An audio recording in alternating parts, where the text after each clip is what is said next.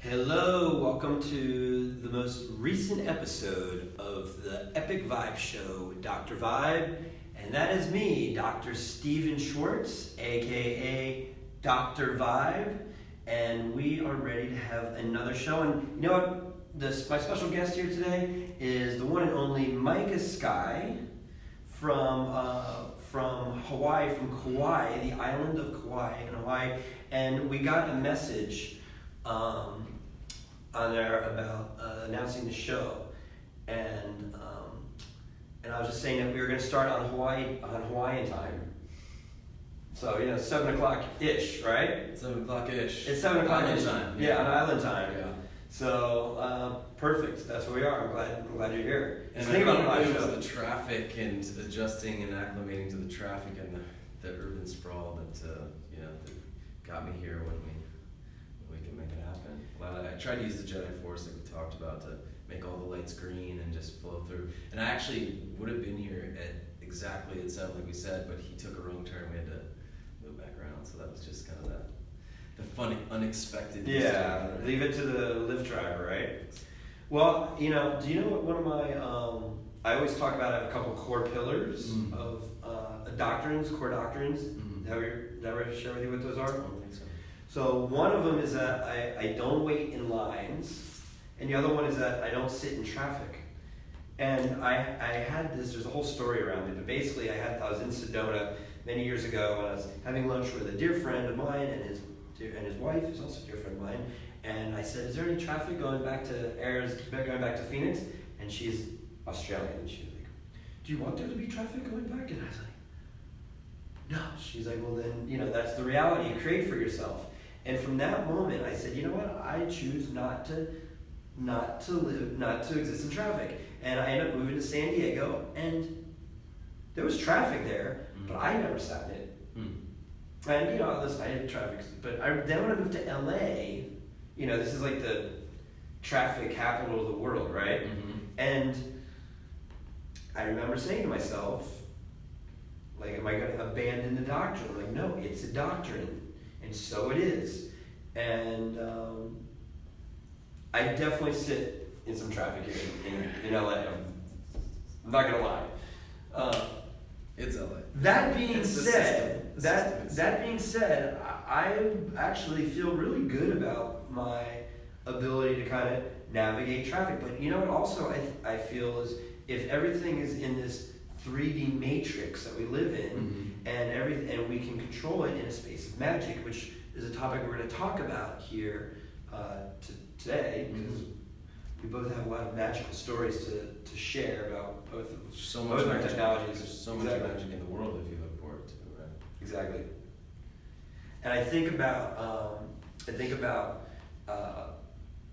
the magic is when I'm finding myself in traffic, what alignment am I not in that doesn't keep me in alignment with that doctrine? Right. It's not about... Yeah, like, why am I sitting in traffic? Like, I remember this one particular time I was driving down to Long Beach, and I was just like, I was pissed off, there was a lot of things happening in my head, and I was just like, I was stuck in traffic, and it was like not moving, and I was like, dude, this is perfect. And then, but it gave me this time to like sit and really think about what I was not cool about. And then as soon as I got clear on it, the traffic started moving. And boom, got down. So one other quick little magic story about what I call it three-dimensional magic. Like, because we think about like levitation and bending matter, right? And we think about, we see the movies, people are like, I'm gonna like levitate. With my mind, I'm gonna make that rise. I've been trying to do that for since I witnessed it. Sure. I want to hear about how you witnessed it. Let me finish this quick story, and then I would love to hear about how you witnessed seeing that. So we're in Santa Barbara 2 weeks ago, and I'm on this rooftop, and a friend that we were with, I was looking down at the Vibe-mobile, and her purse was like right under the car. I was like, is that your purse? She's like, yeah, I left it. I don't want to forget it. And I was like, I don't want to run over it. I was like, so I'm sitting there, I'm sitting next to her, and I'm looking, and I said, I can get the door open. All we have to do is get that get your purse, like to raise up this much, and we can get in the car. So we're sitting there and we're like focusing our energy on like, what does it take? You know, going through like, okay, what are the laws of manifestation? Like non-detachment, not having any things. And I was just talking about it, and then we kind of just forgot about it. And within like 30 seconds of that, this guy walks down, walks right by the car. I was like, hey buddy, do you mind putting this in the car? And I open up the door and he puts it in and closes it. And I'm like, levitation. Doesn't really matter how you got, yeah. Yeah, because like, okay, so the magic, like what is the magic? Like in the three-dimensional world, how do you levitate? Somebody manifests and puts it in the car. Net, done.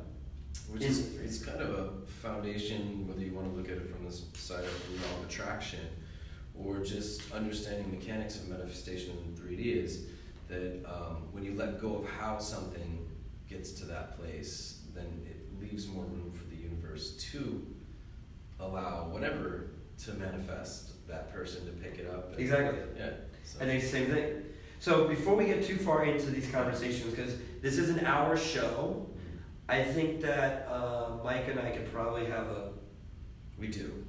Just privately. multiple shows that could be going on for hours, if not days. Well, we've been sitting and talking and exploring, you know, just in personal time together for a while, and even what invoked us, let's do this, because we were into something talking about all this anyway at one point. Exactly. When you were like, we should do a show, because we get into a lot of this, and there's a lot of people that would be interested in benefit, you know, exploring a lot of stuff that we wizards talk about. Exactly.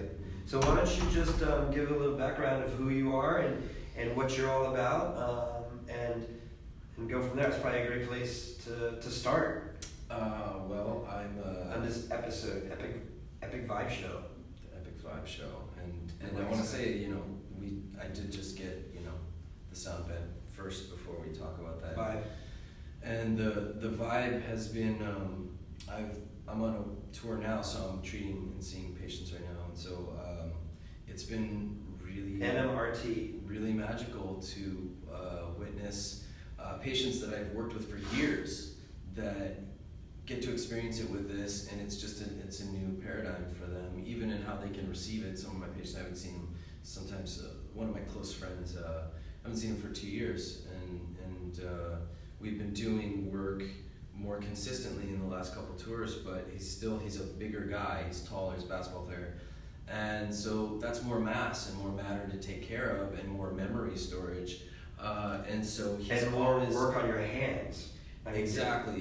When he's resisting, it's a lot more when a bigger guy is resisting and you're trying to set a shoulder than somebody who actually, you know, you actually can manipulate that tissue that's smaller. And so mass really is significant in how you do this neuromuscular work, which when we explore more the mechanics of it, you kind of get more of an idea. It's kind of like mixed martial arts fighting. It's, you know, we're lifting and setting and tearing tissue.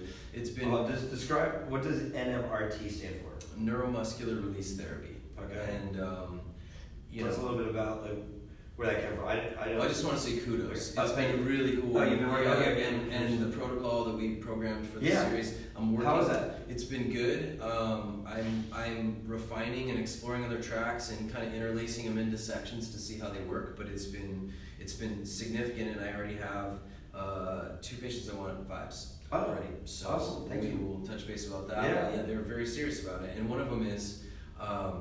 This same basketball player is a DJ, and this man prides himself in writing electronic music. So as he was listening to some of the tracks, he just got all these downloads of wanting to work through some of the 8-count patterns, because that's how his mind works, and wants to play with you and explore, and awesome. That's what he does. He engineers music, and so I got to play him some of the more kind of, you know, linear beats, and he got to explore the depth of them, and he just had 100 ideas and was like, I need to have one of these. So, because he loves the concept that he can play his own music. Yeah, exactly. So neuromuscular release therapy. Thank you for that. Yeah, 100%.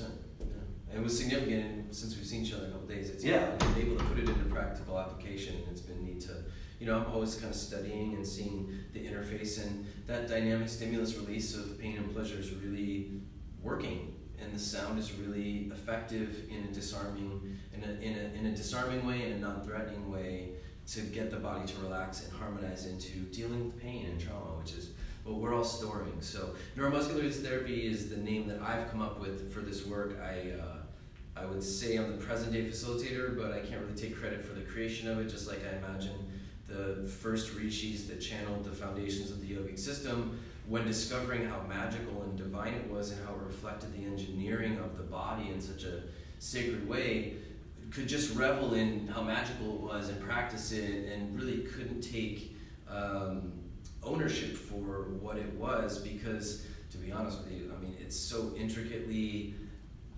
meticulously designed to the smallest increment of your body and how to unlock it, that I couldn't have come up with that. Like, I mean, I still revel in the system and the intricacies of how it all fits so congruently together. And what it's based on is that your tissue to the smallest increment, and I always use this as a reference. So this looks like a tattoo, but it's actually kind of a tattoo? It is a tattoo, okay. But to me it's actually like a key for understanding how to unlock your tissue, because on your most subatomic level is the structure. And so as we go out to more gross anatomy of ourselves and our manifestation, this still applies through muscles that don't look like meticulously even. They could be very abstractly shaped, for instance, like some of the muscles through the forearm. And some of them can join together to make the arm rotate like this. So, but we can still go along the design of it, which would be going one direction, really following the pattern of this entire shape. And what that does is it starts unlocking the tissue at its smallest increment, which then, of course, through all the muscle and fibrous tissue, then starts unlocking the larger masses of it. And it starts causing it to drain, and through the process activates the bioelectricity in the body, which activates the nerves, which are the circuits. And the circuits they're what really are controlling what I call the inner physician, which is like an app for your phone, but it's stocked to your hard drive of what I consider to be a supercomputer, this trillion cells. And it has this stock program inside of it that is your inner physician, inner shaman, inner healer, that has the ability and the full diagnostic of whatever is wrong with your body and knows how to fix it. And all you have to do is unlock it and it'll start going to work for you. So NMRT even is So I want to be free. Yeah. So in Facebook land, if you didn't see exactly the tattoo, it's that of Metatron's cube. It is indeed. Which is A, my favorite archangel, B, like he's a guide of mine forever, and this is like a tattoo. So it's really interesting that you're talking about, not sure if we can see this on here, but you're saying that, well, what I know about about Metatron's cube is that it's a combination of all sacred geometry put together, layered. 100%. Yeah, and so for you to be able to have a directional, octagonal orientation of your therapy makes actually perfect sense. And I love this perspective, because it looks like three-dimensional. It's like an interdimensional portal. And we may not access all directions for all muscles. For instance, all muscle tissue is cross-fibrous. So even if we're just working this cross-fibrous movement, we can unlock it. So I've decided to start open sourcing the technology and just giving it to the people, which means sharing the principles and techniques of the work. Now, to learn how to do the whole pattern of the work, we teach a course that we're going to start offering to the public to how to do the full sweep through your whole body, like brushing all your teeth. And then we have a program where we teach people how to do this work on other people, practitioners, and generally are always looking for, practitioners that are looking to continue their education, but we also have got some people that are non-practitioners that have learned this work just for personal use and to be able to share with the people that they love. And so when we unlock the technology and principles at their core, you could apply this anywhere that's hurting and create more blood flow, circulation, and neural activity. And so what it is when you press into the body, we're going past this stuff, the epidermal and dermal layers, and we're pressing in, and we're going across and along. And then we go soft, and we go very gently, stroking the skin, just as important as pressing deep, and we go gently to the next point, we press in past the epidermal and dermal layers, and we create that same movement. And so we have a series of techniques, from what we call strumming, which would be like the flat of the thumb going across the muscle, like lightly strumming a guitar string, to striding, which we plant in and we go lengthwise with the flat of the thumb, which is a more general and less intense technique. And then we hook the thumb into a 90-degree angle, and this is actually called a pluck. And that's where we actually go along. You can see my muscle kind of react as I go across it. I'm going along the edge, and I'm finding an edge, and I'm just following it to where it begins and ends, which is called the origin and insertion. So you can do this on yourself and unlock your arms every day. And then we have something that we call a hook or a tack, which is where we take that same 90-degree angle and we plant and pull and we lengthen the tissue this way, thus going both ways. Now, the basic warm-up that you would do, I'm kind of going in reverse, would be kneading. So I'm going to plant into Metatron's cube in the center of our little key that shows directional movement. And I'm just going to go in a circle, which covers all of it. So that is the softest and most subtle way to even introduce this to yourself. You press in, circle, gentle, we call it feathering, touch, and massage. Gentle, circle, gentle, feather to a deep press and circle. And that's how you can navigate without irritating the skin. And that was my challenge with some of the other forms of structural integration. Rolfing primarily is when you break up the myofascial webbing, there's a lot of dragging strokes where the contact it remains, and to me as a patient that felt counterintuitive because I was resisting to that burning sensation, whereas if I press in and I go soft, I can navigate without agitating the skin, and it's kind of like a sewing machine. I'm perforating, but I'm going deeper into the muscle and even ligament and bone, but I'm also clearing the myofascial webbing because it's kind of the innocent bystander between. Does that make sense? Totally. And so for me as a practitioner going through a multitude of systems, which, reverse engineering my origin story, I came to LA in 1998 and got into the film industry and, needed something to pay the bills and was always doing massage. And actually, I take it back to my mom used to massage me when I was little before I go to sleep, and that was an incorporation of touch that a lot of kids didn't get actually, and it wasn't, it could have been more, but it was a foundation. And at a certain point, when I was like 16, touch became alienated even from my mom, and we go through hormonal things, and it's actually the first stage we get alienated around touch as parents to our children. But that's also because there's a deeper alienation to touch culturally I found in all over the world, which led us to start making a film called Release, which is about the power of touch and how it's alienated in almost every culture. It's more than American alienation in several countries, but there's still like an alienation point with both touch and also intimacy, getting clouded with sexual energy, which is the most oppressed all over the world and is alienated in pretty much every culture. Sexuality is very repressed. So yeah, it's interesting we talk about that that exact topic, especially as men. I'm a chiropractor, and most of our clients are females, and we have this situation where a lot of women have a lot of trauma. And what I like about the vibe is it takes me out of it. It doesn't matter if it's a guy or a girl, you're just laying there, and the person, whether it's a guy or a girl on it, or a guy or girl's putting them on it, or whatever it is, they're laying there, and in a non-judgmental and totally neutral, frequency-based vibratory experience, they can completely let go. And we have seen, it's really interesting because a lot of women report having orgasms. And I remember as a man, I'm like, oh, that's great, girls having orgasms. But then as a scientist, I asked the question, why is that? And what I came up with is 3 things. A, they're relaxed. B, it feels good. And 3, they allow their body, they let their mind go. They feel safe. I think that the number one reason that women don't have orgasms is they don't give themselves permission to have orgasms because they feel safe. They keep themselves in their box. And so being into this neutral energy of full body vibration, where you're in a field of harmonic resonant anything, harmonic resonant light, vibration of sound, or PMF, whatever harmonic resonance, when the person can let go and feel safe, things like orgasms happen. Well, and it's hard to let go when your body is full of memory, Sure.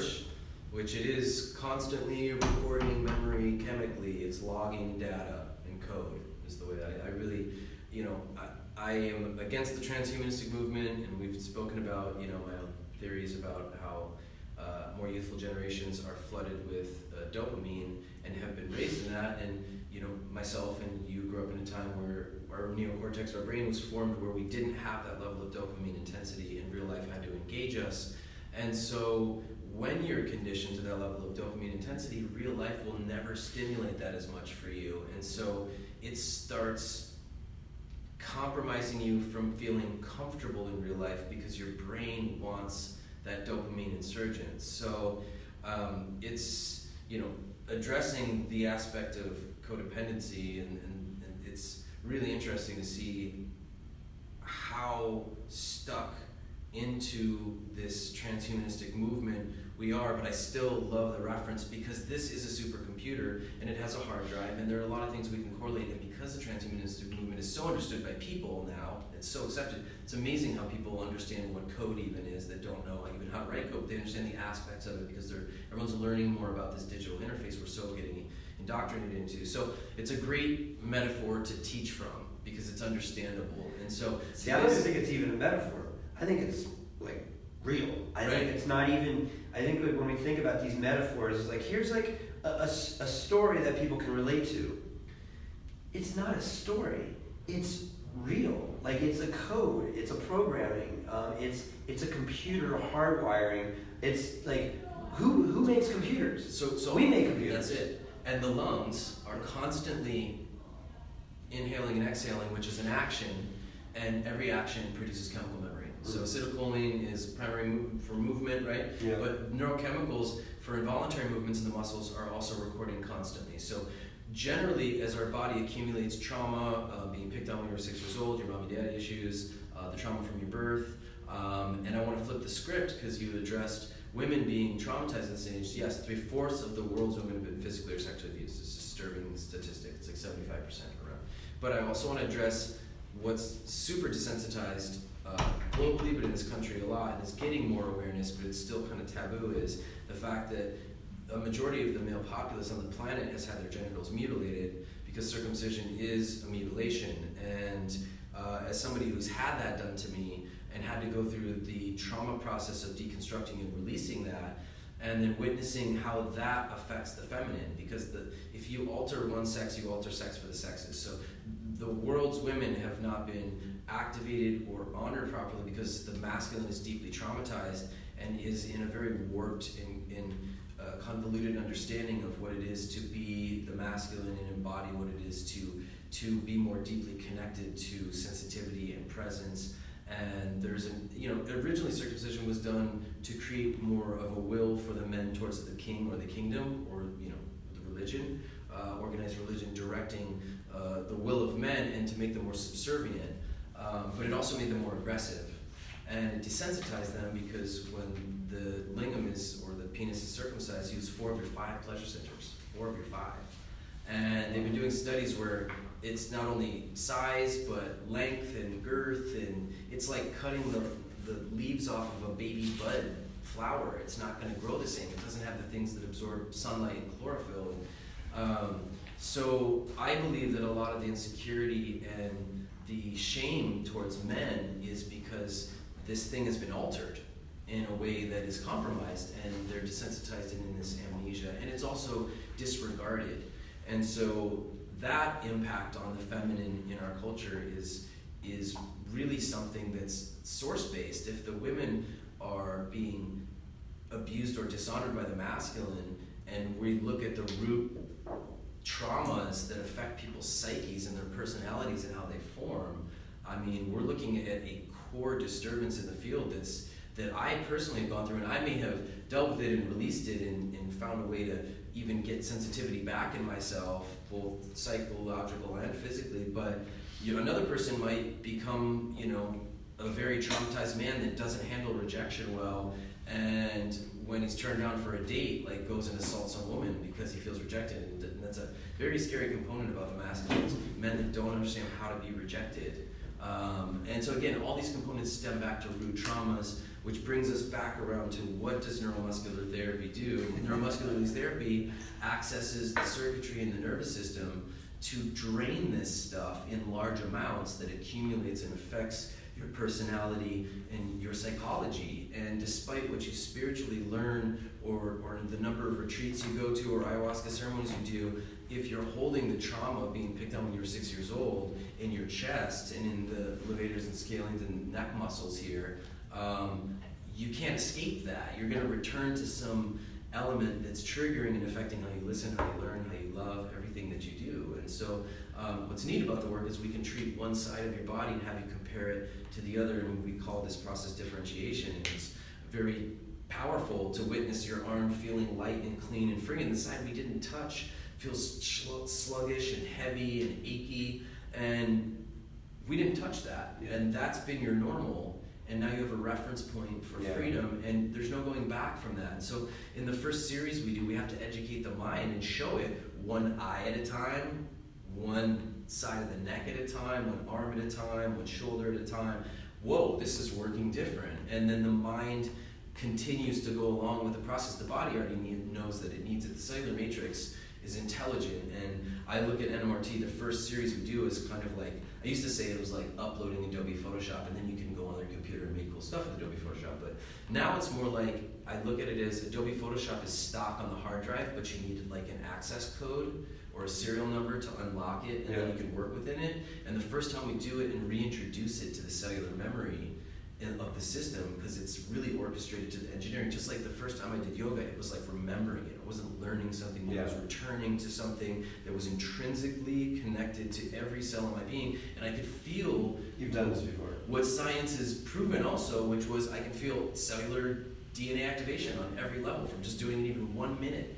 And now it's been scientifically proven when you practice yoga and you activate the system, it does that. So it's the same with NMRT, and we're in the process of getting more data accumulation. And you and I have talked about, even getting, corresponding grants that could show both what the sound does and also be able to treat patients and then test their blood levels, see the levels of white blood cell count, the platelet levels before and after, and like exploring that. So that to me is going to be the foundation to really get a neuromuscular release therapy institute going, where having like every table have the sound beds is just the vibe beds is just standard. To me is just like it's just going to be part of the interface to have people access it in a way that, listen man, it's intense to deal with your trauma, it's intense to face it, and part of that problem is that in life we do things for one of two reasons: to avoid pain or to gain pleasure. And so we associate pain from childhood in our first memories as you stub your toe, or you smash your hand with a hammer, or you burn your hand. And so then our psyche goes, ooh, pain's bad, pain, like stay away from pain. But then nobody taught us that we just need to be palpated like this every day.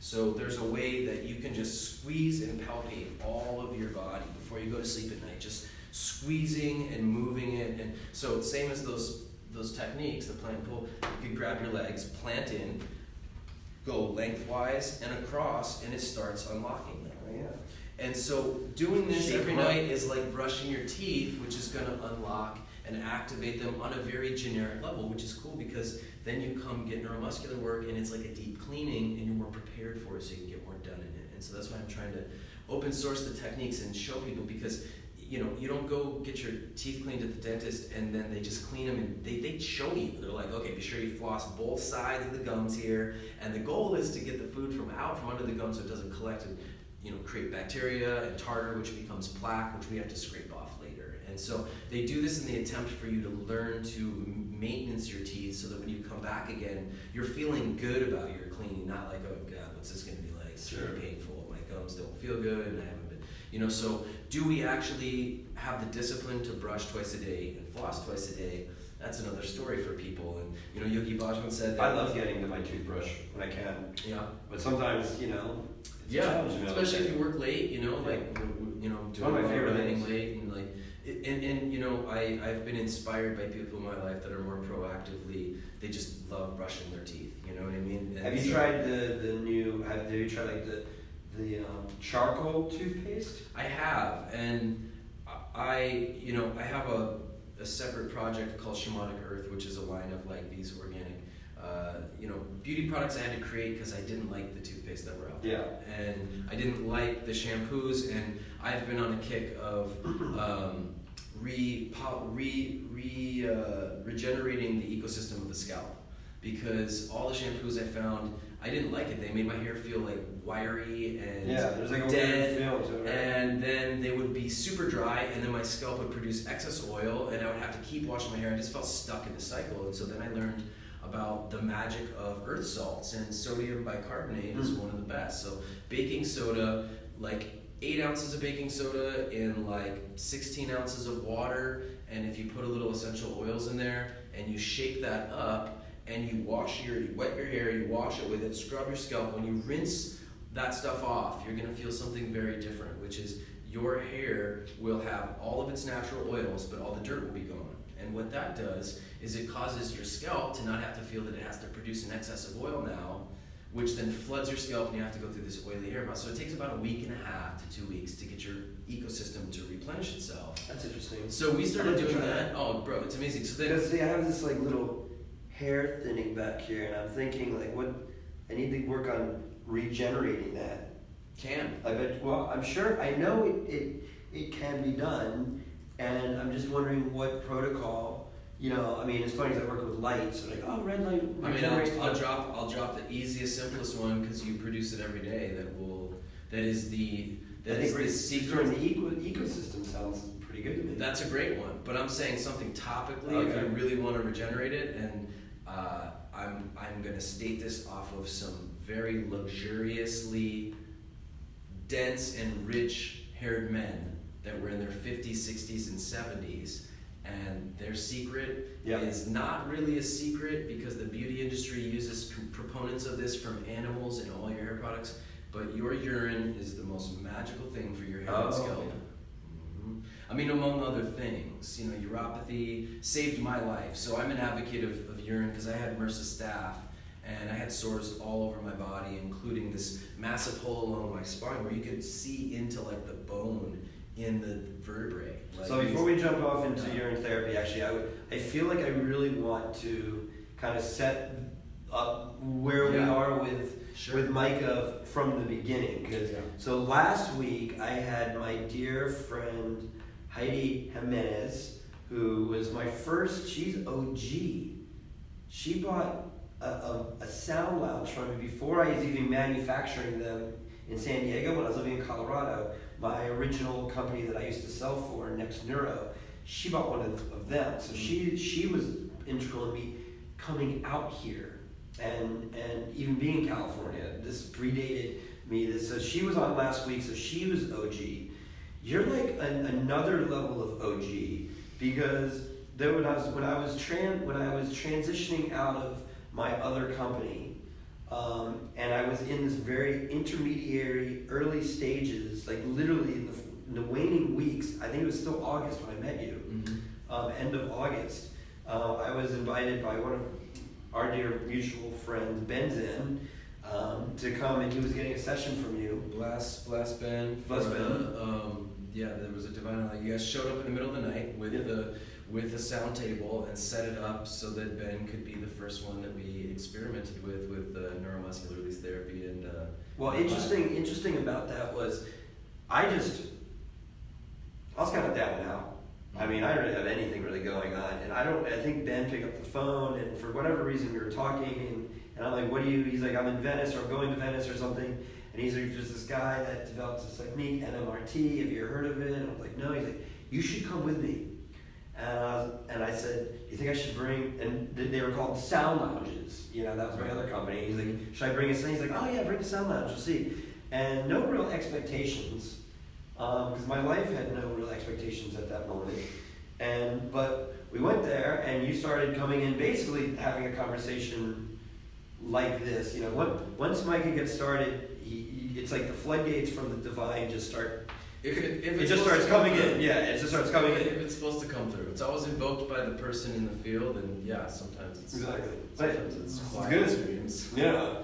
So we there, and then I left. Benzen got a treatment, and I said, "Would you like to do this?" And I go, "Well, what is that?" And I explained, briefly what it was. But you know what? You got it, and I just left it, and I left it for like all weekend, and then it's funny because you came back, and you're like, "I'll take." You wanted to buy like 3 of them, and I said, "I don't even have any product. I don't even have like a company." This is really interesting that moment, and then we continued talking, and then you invited me to come to Hawaii, to Kauai, an island I'd never been before.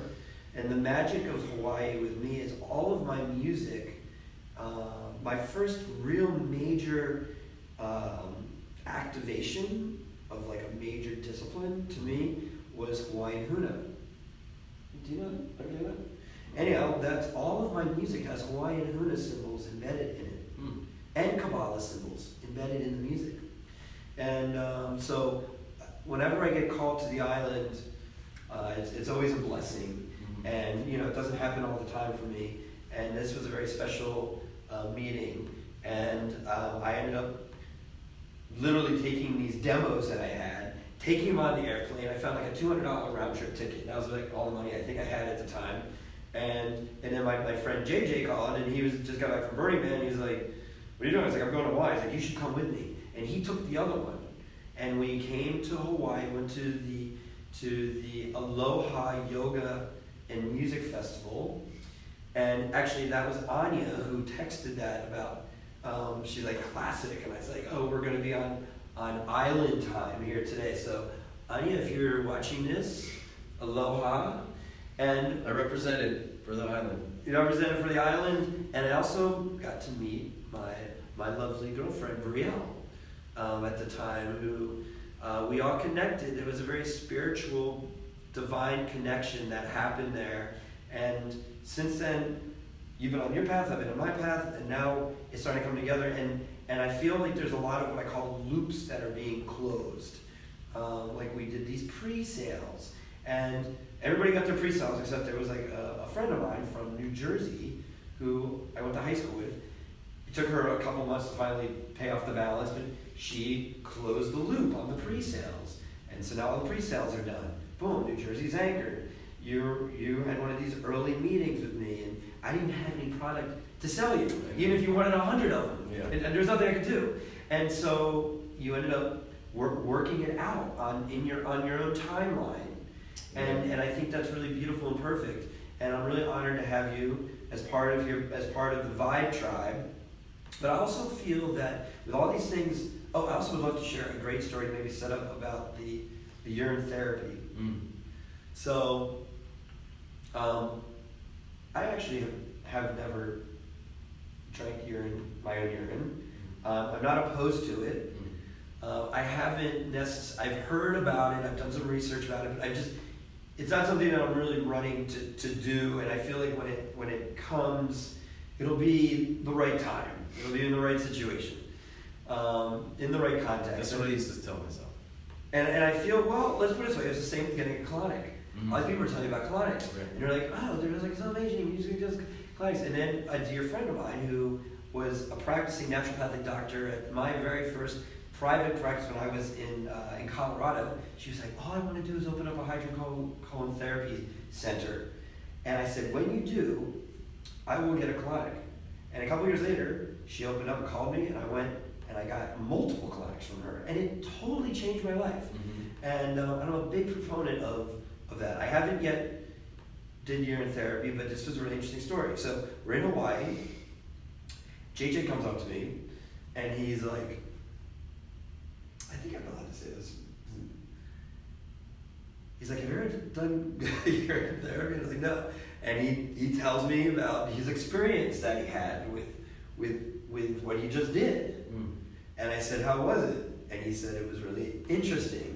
Because we just don't talk about it. I think I touched base about it. Yeah, so I was like, I'm not sure if that's exactly, but I remember I was like, like, is that just, I was like, that's what just happened at your workshop? Like somehow in that conversation, you guys got to a point where you felt comfortable enough to. Well, that's because I touched base in the talk about what I have, which I call the 24-hour pee challenge. Okay. Yeah. Or the 24-hour urine challenge. So to bring it back full circle back around, NMRT, just from my interpretation, is a full body cellular memory detox release technique. / activation. Activation detox. Activation detox. Yeah. Clearing and activating. Right. Which I 100% believe in its support. In fact, I went and learned active release technique many years ago, and it was the same thing. It was really very effective, but I thought it was it's intense. But I believe that, dude, the miracles that can come from the separation of clearing the space and clearing cellular memory and in the fascia is very profound. It's even in the skin. There's cerebral fluid even in your skin, so you have memory in. But I mean, that's the skin. The skin is from embryology. It develops from the same tissue of the nervous system, from the ectoderm. Yeah. That's the beauty of the skin, and I think that's the beauty of kinesthetic activity, like with these vibe systems. That's why they're so powerful, because it entrains the skin, which is developed embryologically from the same tissue of your central nervous system and your peripheral nervous system, and it all forms from the ectoderm. And so then you're getting the stimulation going in and the proprioceptors, and it clears cellular memory. And so bringing this all full circle, Micah is you're a very interesting wizard friend of mine. We definitely see eye to eye on the technologies. I totally support the technologies that you're working with. I'm honored for you to be using the technologies because I see it, and I think also like to give you kudos on a lot of developers of techniques. We tend to get very myopic, like this is what we do, and you're preaching that bubble, and in order to bring something in to that, it has a connotation of there's something incomplete or not right in the guru's mind, that the system is not complete, so we need to bring these in other things, which is totally not true. But it's an egoic thought, and I don't even like using that word, so I'm going to strike that from the record. But it's a thing, it's a potential. But I also feel that in this new world of harmonizing, it's about collaboration and how there's different entry points into the same thing. Totally. Maybe not everybody is totally down with getting your body workout yet. Yeah, I mean, we would say the entry point is just provide for food. Yeah, the practitioners, for NMRT, we all talk about that. Every system, everybody needs it. Is everyone ready for it? Yeah. Is the thing, and to me, that's part of what the vibe does. Is it creates an open platform to be more open for facing your pain. Like I said, it's we start storing pain, and then we have this aversion to dealing with it. I was always the kid that if something hurt, I would keep pressing on it until it went away. So probably. But there's physiological effects on that. Yeah. Because you're overriding the nociceptors. That's one of the most fascinating things that even shaking. It's one of my favorite ones. Animals, if they're injured, they shake something, and you'll see them shaking like this, and what they're doing is they're charging up, all the neurons are getting activated to bring awareness and homeopathic healing to whatever's going on, and they'll literally just be shaking it like that. So there's a process that we play with, and even more I've had visions of an institute where we can explore more body integration after getting the series work, because all of us really don't know how to sit, walk, stand, poop properly. We just haven't been taught basics. Like your body actually is supposed to squat, is what angles the colon properly. Exactly. What we have for toilets is actually pinches the colon, and it's completely. So God bless the squatty potty and things that are people are bringing these things in with fun campy commercials that open you to it, and and it takes off. I'm super stoked for people's colons, but I learned about that, by the way, about the positioning for extending the colon in radiology class, because when you're taking a film like a CT scan of the lower colon and you want to straighten it, you put yourself into that squatting position, and that's what naturally straightens out your colon, because otherwise it's it's bent and Yeah. things get stuck in there because it's bent. I learned about it which is because really fantastic. I walked into the bathroom and at my yogi's house, and he was squatted on the toilet, squatted on the toilet seat. Yeah. And then I was like, hey, and he goes, oh, this is how you will go to the bathroom. This is what this does. It straightens the colon. And yeah, so I was like, great. Lesson learned. It totally makes sense to me. You know? I see more of those little squatting part, like those little stools, like, you know, on the toilet. I see them in more and more places. And when I used to see them, I would always say, oh, these people must have, you know, some kind of digestive problem or like IBS or something. Because that's usually traditionally the opposite for those people, right? Well, I think now, they would use them because it would help them go to the bathroom correctly. Right. And so you would see them in people that like wired somebody online looking for something, you know, because they're having issues. And what I would see when I see them in people's houses, knowing what I knew about them, they had like digestive issues, not because of what they're doing, but that's why they had them, because they were trying to find relief. Right.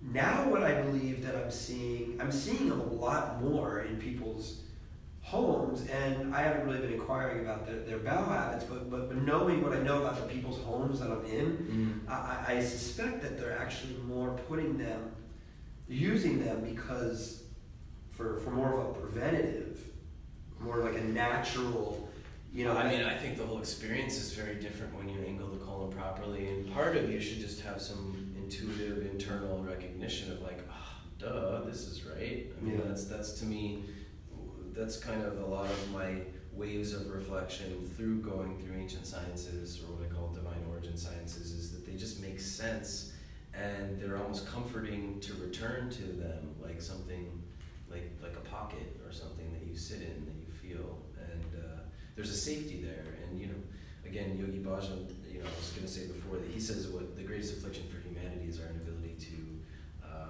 that we lack the discipline to show up and just daily do practices to produce results.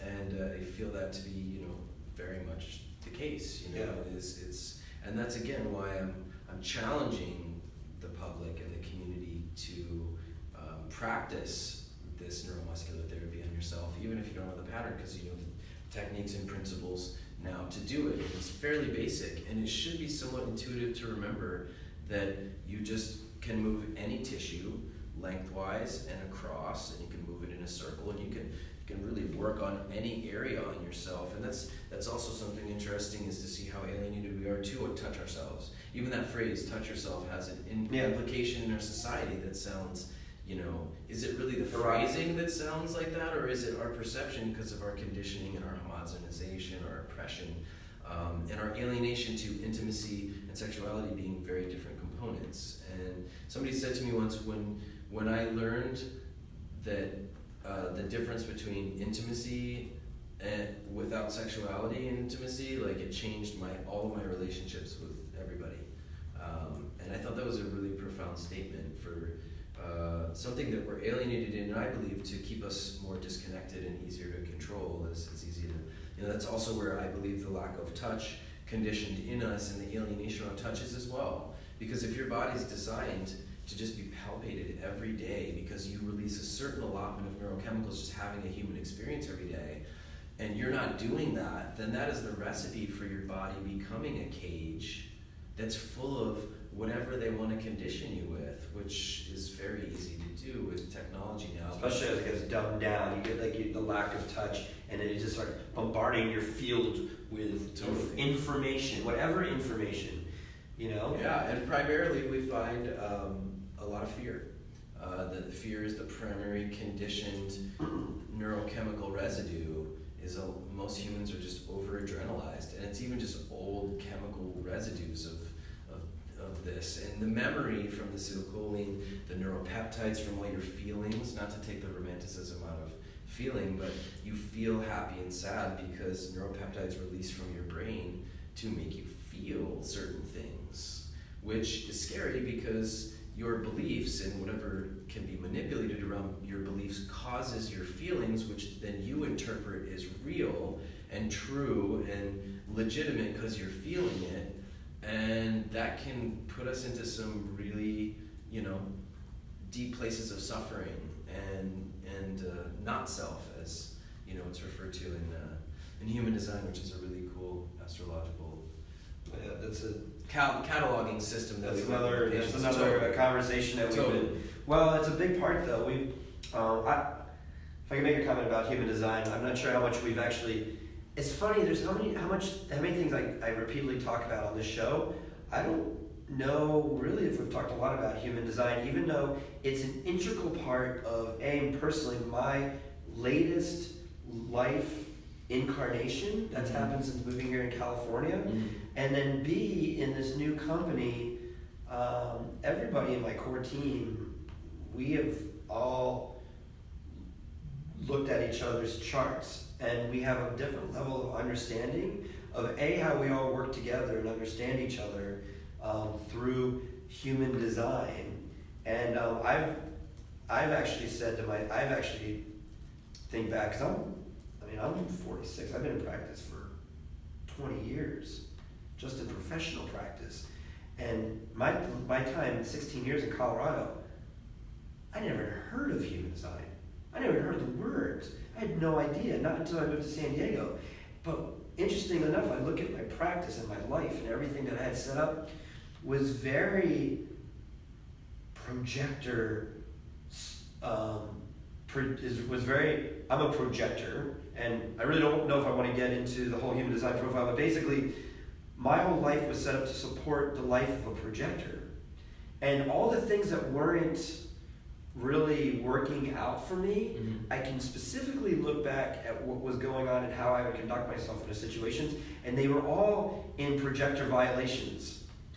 And I just said to myself, what if I was like in my 20s and just came out of school and actually like had that level of like awareness of that, like, because I feel like a major part of my flow, which is happening now since starting this new company and having these new vibe systems since the new year, and really honoring my flow has been based off of my understanding of myself, of human design. And the gentleman that read my chart, first time ever, Dr. Doug, down in Encinitas, who I'm also very happy to say, I reconnected with him recently, and he bought one of my old models from my other company, and he didn't have space for it and sold it.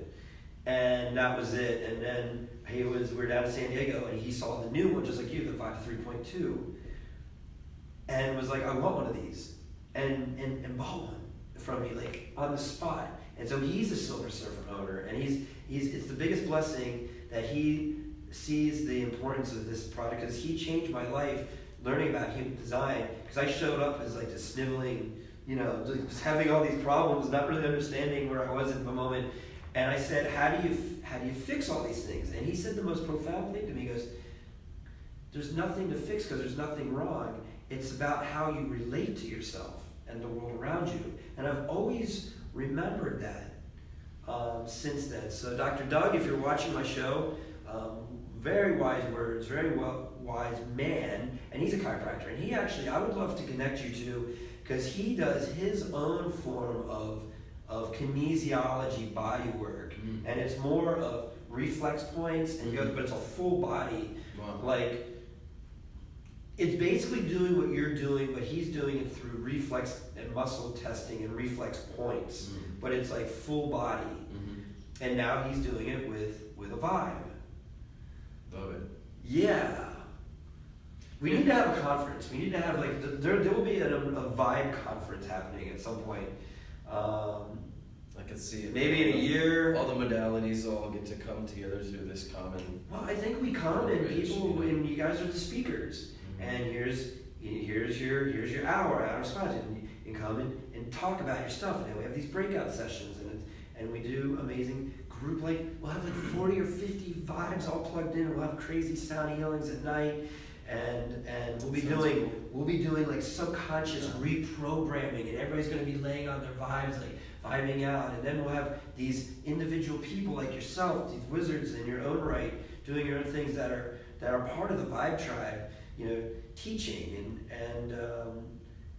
And what I'm most happy about is the majority of people that own these first 40 vibes that are out in the world, looking through the list, most of them are like some kind of visionary or practitioner. Like a handful of them are like, you know, kind of have them in their homes and are using with their kids and things like that. But a lot of them are sound healers, practitioners, doctors, you know, like, and they really, vibrophiles.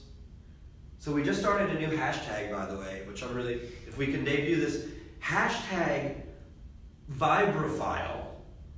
We hashtag vibrophile for the first time yesterday, and we were number 1. That's awesome. And we just went to an audio file. An audio file? Mm-hmm. You know what an audio file is?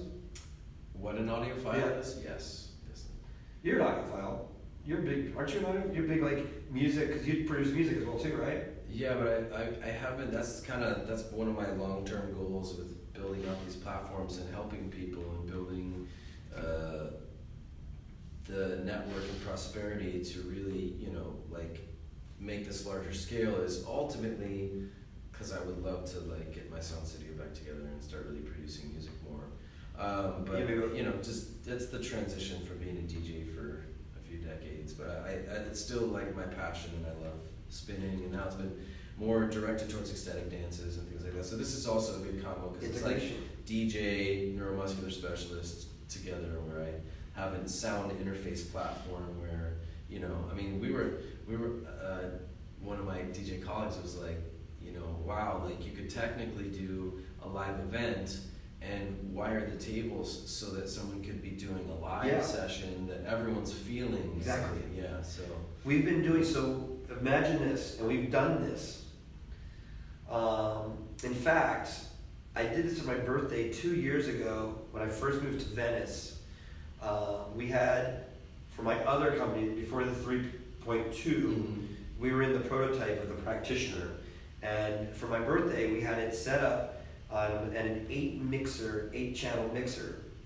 And we had all these mics plugged in to it, and we had singing bowls, and we had singers, we had the hang drums, and we had some amazing people at this party, and we had people could lay on the, well, we did this, but this was, we did that also down at E13. We had like multiple of these practitioners set up. We had a big like cuddle puddle, it was all plugged in, and I did like a sonic alchemy journey. So we did multiples of those. It's so exciting because, you know, when we think about an audio file, it's about, okay, like about hearing. Like you want to hear like the most intricate of the details of like purest sound. But it's such a limited spectrum of what we can actually hear. The broader spectrum and overlap comes through what we feel. And I promise you that every single musician that's ever made any music ever, if you ask them why they created the music, it's not for what you can hear, but it's how that music makes you feel. And so they're putting it through speakers. Right. But ultimately, they really want to see, they're creating something, you know, like the hair stands up in the back of your neck, and you just, or you get this like download of whatever. I mean, when I go to concerts, I get almost like it's like a shamanic experience. Like I get like a lot of downloads listening to music. And you know, it's a combination, I think, of the lights and the rhythms and the dancing and the music. You know, I'm on the record here. I'm a big Fish fan, so we're coming to Camden, see Trey and the boys, and I'm excited for that. You know, out here in California, I've been doing a lot more of the EDM festivals and things like that, and I get a lot of like downloads. And so we were at this audiophile conference yesterday. So I'm looking for some new things, and I was meeting all these audiophiles, and I said I'm a vibrophile, and they kind of gave me a really funny look, like, what's a vibrophile, you know? And then I didn't really fit in over there, but we're creating a whole new, like, what if we had a hotel of people making vibrophilic technologies, and that's the conference? How awesome would that be? Mm-hmm. So if you're a vibrophile, give me a thumbs up or a heart on here and on our channel, and hashtag vibrophile. Please check out that hashtag, VIBRO PHILE, vibrophile. Got it. Yeah. So this is really important. You're here in LA. Mm-hmm. You live over in Kauai, and you come here for these monthly tours from time to time. Usually, yeah, like for at least a week, or for a week, yeah. So you're now showcasing the next level of vibroacoustic NMRT, and Excited to bring it back too. Yeah. You're excited to bring it back. I'm excited for you to bring it to that, and you're actually going to be the first vibe on any of the Hawaiian Islands. Yeah, I think we're probably gonna do I'll do some type of event to introduce it, and also talk about the mind-body paradigm and neuromuscular therapy, and just introduce a single session where someone can have a vibe experience, and we open the primary junctions in the nervous system, like shoulders, back of the neck, and do the scalp, cranium, and primary junctions in the hips and legs, and then do concentrated, focused work on things they want to focus on, and then teach them how to actually do the neuromuscular work to themselves in those same areas, so they can be working on it, and then offering programs where we're actually teaching the full system. That sounds great. Yeah. Well, I can't wait to be a part of that. So here in LA, how long? You're only here for a few more days? I'm here until the 14th. Till the 14th or 15th, I think. Okay. Yeah. So I know that your space is limited. So I would love anybody that's watching this that's in the LA area that wants to come and get a session. I mean, this isn't just a practitioner. This is the man who developed NMRT. And I know that there's a lineage. Nobody ever just develops anything. Everything always comes from somewhere else. And I really appreciate the people that have come, before you and before me. Right. But there's an evolution that's happening. And I really respect where you took what you learned and said, there's another way of doing this. And so if you really want to have a deep session from the guru himself, while in the LA area, or even if you're anywhere in the Southern California area, I would encourage you to, how can somebody get in touch with you to get a session? Well, our website is matrixbodymechanics.com. Matrixbodymechanics.com. And then all of the info for bookings or for sessions, you can pretty much find all the information there.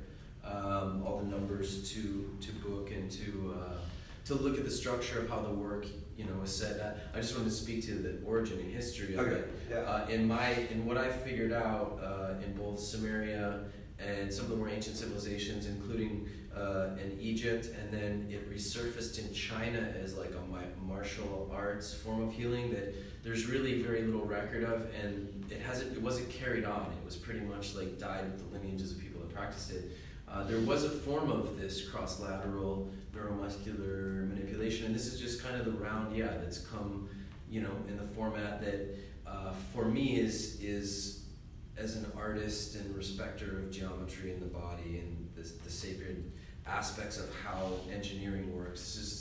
This is the platform that we've created and the infrastructure that's come about, and it's expanding, and there's new branches to it, and there are more ancient lineages of it that are based in, working with both polarities of the energy, which is just, some of it is just, I feel like our species is not even fully ready for on a mass level. So we've come up with a very westernized form of it that is medically based, and that we're working on creating more data, really, because we've watched it. We have patients that are quadriplegic, paralyzed from the neck down, and their arms start working. One specifically, you can go to our website and see the footage. We filmed him right after it happened, and full on paralyzed from the neck down, one session. His arms were or swinging around to a level of mobility and control that he hadn't had since his accident. Muscular dystrophy, Bell's palsy, cerebral palsy. I've never really seen anything resetting the nervous system doesn't help. So for me, it's kind of, I love the throwaways from Western medicine. Those are the best patients. I don't know somebody who has something that I haven't seen resetting the nervous system improve in some way.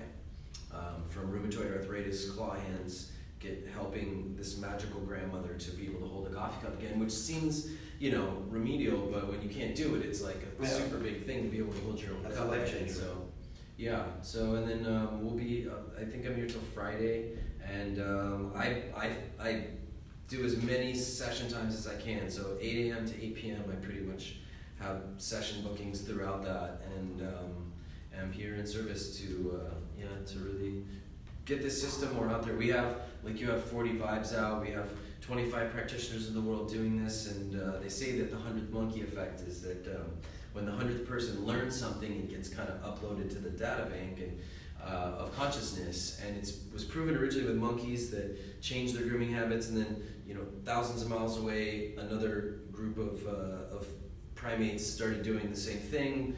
They did a study in Canada that it's the same with humans, that it's been happening the same way.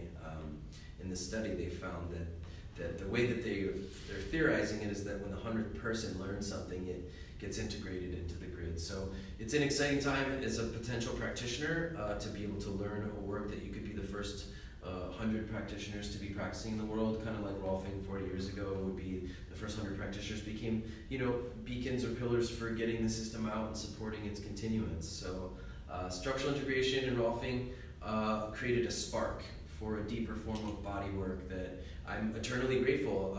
The man who I learned the base principles of this system that were very unrefined, he worked with Ida Rolf before she started school, and saw a lot of dynamics that he liked, but that it wasn't addressing the nervous system, which to him was the wiring and intelligence of the body, and that led him to uncovering these very unrefined principles that then he fixed my ACL with no surgery. I was told my options were surgery, and it completely regenerated itself, and that was my, kind of miracle story for why I got into this. And when I asked him to train me, I was in school learning, 6 different modalities, but they all weren't really treating my football injuries that I had from playing football in high school.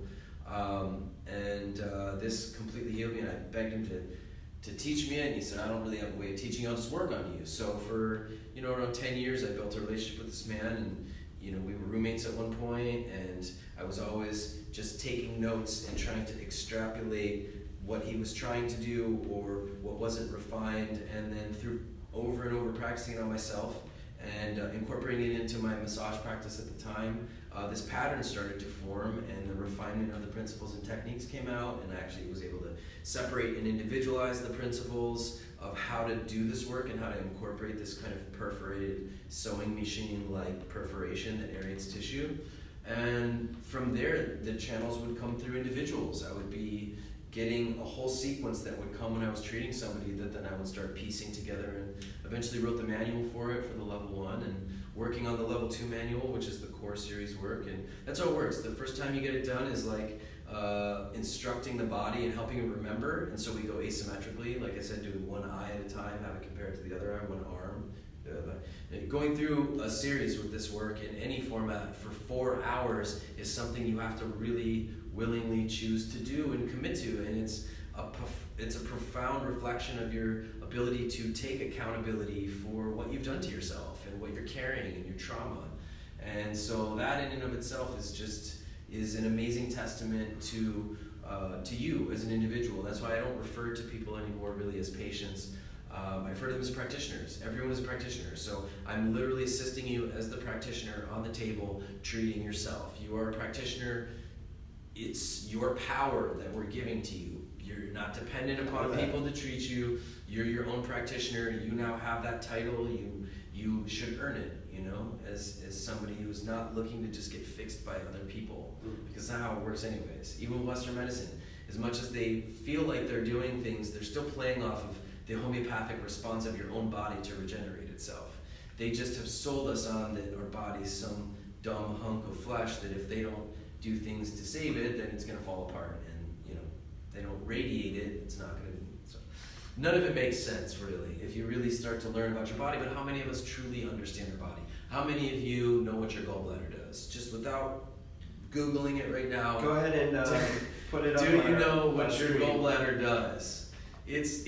I want to see whoever knows what their gallbladder does. Please post it up on the live feed. It's an important organ, and you can't get one of those from AutoZone like replacing a part from your car. It doesn't work. There's a waiting list. So we have been raised and indoctrinated through education systems where we don't leave this basic schooling knowing what our body does. That seems really weird to me, and I'm sure for you, going through school where you learn about it, you're like, why didn't I know this? And this just seems pretty basic. So I also like to educate in sessions and people to come out knowing more about themselves, because it helps them to be more self-aware. Mind, body. I have always described it like this is one lever and this is one lever, and this lever just expects this lever to show up and give it its experience without really learning to listen to what this lever requires. And over time, you build a separation between this lever, and that's not a good thing as you get older.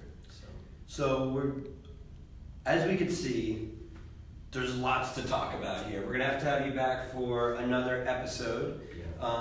Micah Sky, if everyone wants to connect with him, you can also find out through me, just through our Facebook page, Bioharmonic Technologies, or Dr. Stephen Schwartz, DC. And you were talking about training. July 13th, I'm going to be doing my first ever vibrational sound therapy level 1 certification training here in Los Angeles. So please register through bioharmonictechnologies.com. And we are going to be on the road on the Epic Vibes tour starting this weekend. And we will be going we got lots of stops. So next week, there's going to be a special place we're going to be doing our show from. And tune in next Monday, 7 o'clock Pacific Standard Time. This is Dr. Stephen Schwartz, aka Dr. Vibe, and this is the Epic Vibe Show. Thank you so much, and we'll see you next Monday. Take care. Bye.